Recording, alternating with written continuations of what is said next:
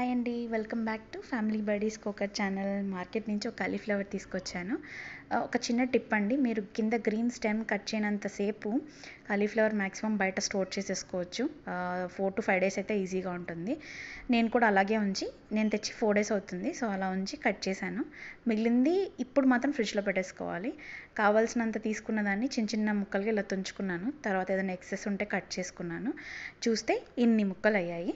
So ఈ ముక్కల్ని first hot వాటర్లో వాష్ చేసినంత వరకే, బాయిలింగ్ ప్రొసీజర్ అయితే కాదు.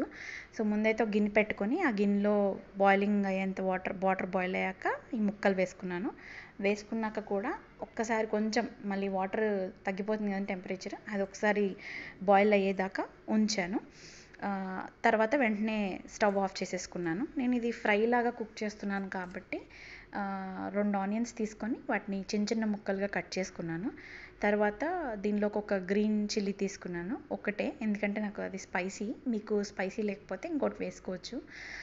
మీ టేస్ట్కి అకార్డింగ్గా చిల్లీస్ ప్రిఫర్ చేసుకోండి. తర్వాత దీన్ని డ్రైన్ చేశాను. నా దగ్గర ఇలా ఒక జాలిది ఉంటే ఆ జాలిది పెట్టి దాని కింద ఇంకో గిన్నె పెట్టి ఇలా డ్రైన్ చేసుకున్నాను. 2-3 times వాష్ చేశాను. తర్వాత స్టవ్ ఆన్ చేసి ఒక దాకా పెట్టుకొని దాంట్లో కావాల్సినంత నూనె పోసుకున్నాను. నూనె కొంచెం రెగ్యులర్ కర్రీస్ కన్నా ఎక్కువ పడుతుంది. నేను మీకు చెప్పినట్టు నేను ఇది ఫ్రైలా కుక్ చేస్తున్నాను కదా. ఆనియన్స్ వేసాను. ఆనియన్స్ బాగా ఫ్రై అయ్యేదాకా కుక్ చేశాను. తర్వాత అల్లం వెల్లుల్లి పేస్ట్ వేసాను. ఆ పేస్ట్ కూడా చక్కగా ఫ్రై అయ్యేంత వరకు కుక్ చేశాను. తర్వాత కాలీఫ్లవర్ ముక్కలు వేసుకున్నాను. వేసుకున్నాక దీంట్లో 2 spoons సాల్ట్ వేసి చక్కగా ఆ ముక్కలు మెత్తబడేంత వరకు ఎవ్రీ 3 minutesకి ఒకసారి అలా తిప్పుతూ ఉన్నాను. కొద్దిసేపటికి మెత్తబడతాయి, ఇంకా మీరు తినేయచ్చు అన్న స్టేజ్కి వచ్చేటప్పటికి. అప్పుడు మనం పసుపు వేసాము దీంట్లో.